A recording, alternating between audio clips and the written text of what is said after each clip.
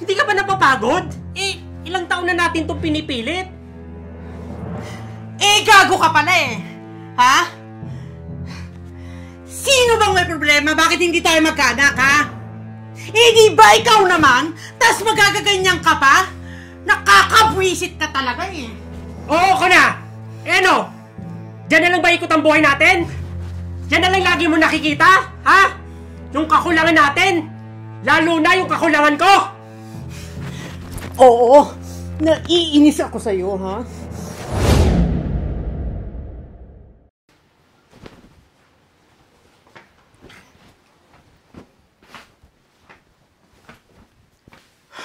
Ano? Negative na naman? Oo eh. Nakabwisit. Sabi ko kasi sa'yo, wag na tayong umasa eh. Eh, di ba nga, hirap na rin akong makabuo. Tapos may problema pa ako sa kalusugan ko.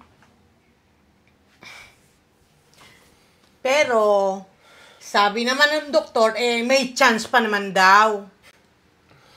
Pero maliit lang yung chance na yun. Hindi ko nga pa, Huwag ka nga diyang nega. Pakaniga mo. Gusto ko magkaanak tayo at gusto ko mangyari yon, okay? Eh, paano nga? Eh di, wag tayong sumuko at...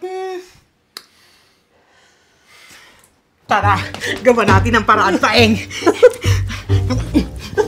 Tama na, Norma! Kultisin mo ako, Paeng! Tama na, Norma! Pagod ako!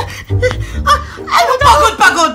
Humiga ka lang dyan! Akong bahala sa'yo! Akong kikilos! Wala kang gagawin! Sisimsingin kita, Paeng! Halika! Huwalin mo yan, Paeng! Papasukin kita! Papasukin mo pala ako! Mali! Huwalin mo na!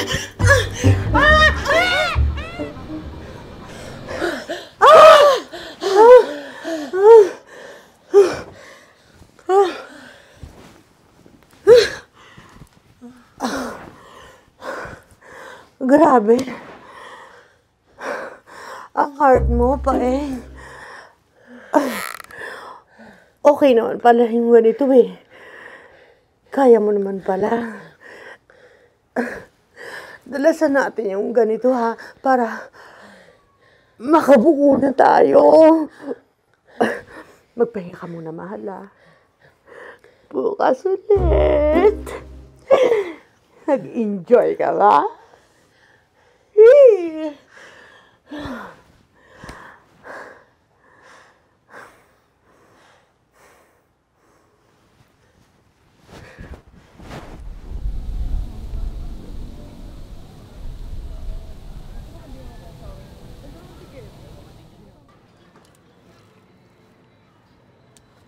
Uy, Mare! Ang dami niya na! Eh, puro damit ng anak mo yan, ha? Eh, diba, isa pa lang naman yun? Naku, Mare, kahit isa lang yun, sobrang likot at kulit nun. Kaya ayan, ang daming maduming damit. Palit-palit kasi. Kaya pala. Eh kayo, Mare, ang tagal nyo na ni paring Paeng pero ni isang anak, wala pa kayo ah. Uy, tumatanda na kayo, Mare ah. O, Mare, hayaan mo na yun. Magkakaroon din yan. Kailan ba, Mare, kapag uugod-ugod na kayo? Paano mo mahalagaan niyo? Mare, baka naman baog yung isa sa inyo, ha? Patingin kayo, Mare! Naku, Mare! Wala nang pag-asa yan. Tatanda na kayong malungkot at walang anak. Kawawa naman kayo, Mare! Tama na, Mare. Mahirap yan, Mare! Matandang walang anak! Ganon. Mare! Tama na.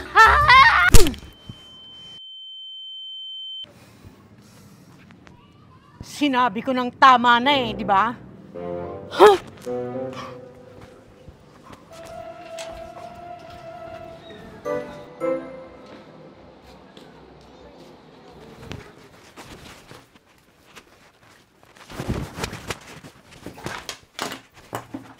Oh, ba't bis na bis ka? Magbihis ka rin pa, ingat. Pupunta tayong Ubando.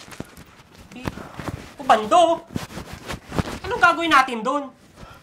Pupunta tayo ng Ubando at magsasayaw tayo doon at hihiling tayo na bigyan tayo ng anak. Pero Paing, hindi pwede na hindi tayo magkakaanak. Ayokong tumanda tayo na wala tayong anak. Tama na, Norma. Tama na yung pang-pressure sa sarili mo. Hindi natin kailangan ipilit kung hindi pa tayo binibigyan ni Lord ng anak. Kaya nga pipilitin natin, gagawa natin ng paraan para magkaanak tayo, okay? Magbihis ka na at alis na tayo, tara na. Bilisan mo na. Tama na, Norma. Hindi ka ba napapagod? Ilang taon na natin itong pinipilit. Gago ka pala eh. Ha? Sino bang may problema? Bakit hindi tayo magkaanak, ha?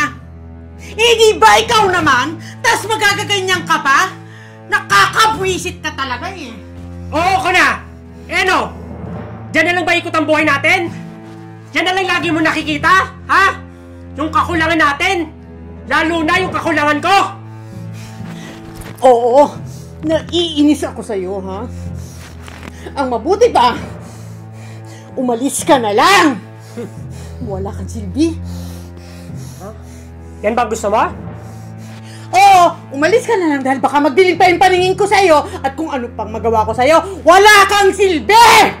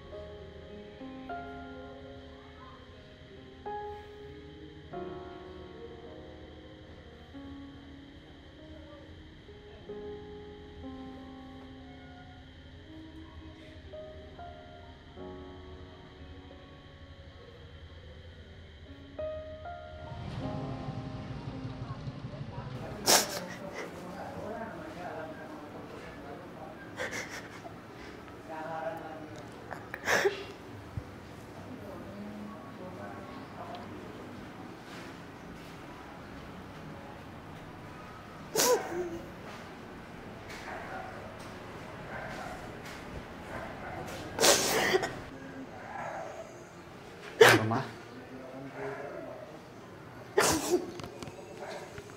Aday.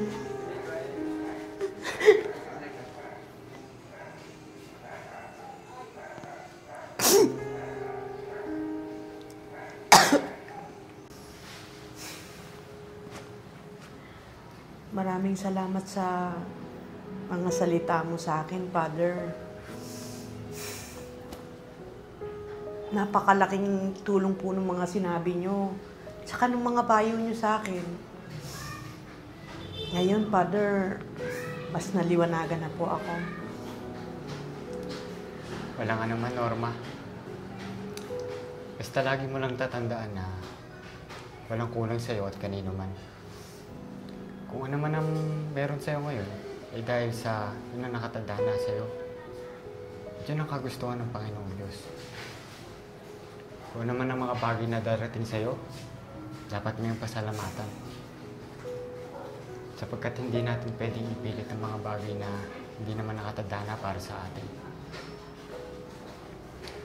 Gusto mo bang kausapin ang asawa mo? Tawagan mo siya. At maaaring maayos pa kayo. Siya ang binigay sa'yo ng Panginoong Diyos. At kaya siya ang dapat mong palagaan.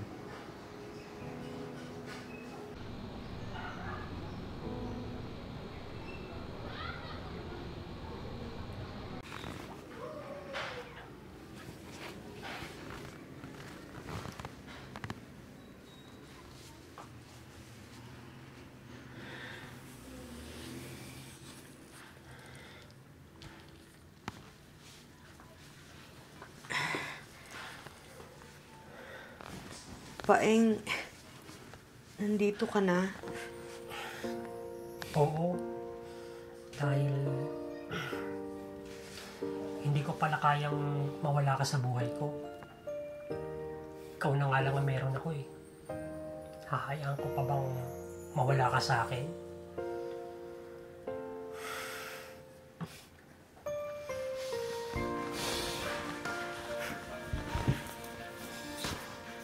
Ako din, mahal ko. Hindi ko rin kaya na mawala ka. Alam mo, tama yung sinabi ni Father. Na dapat maging thankful ako kung ano yung binigay sa akin ng Panginoon. At ikaw yun.